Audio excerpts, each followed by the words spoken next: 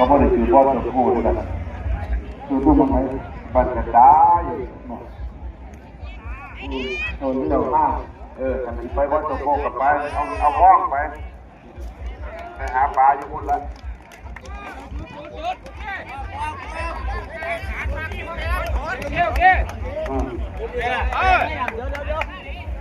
ขยับเลยครับพี่น้องขยับเลย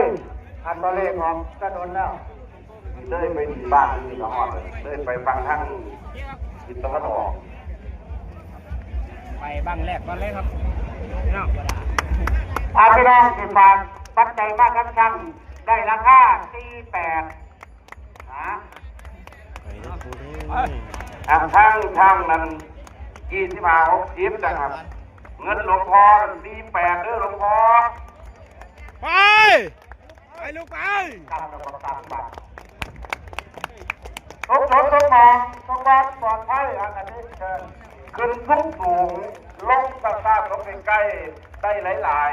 ๆคนที่งานสู่รถสีเมืองป่าแฉกจงโชคดีไปลูกไปไป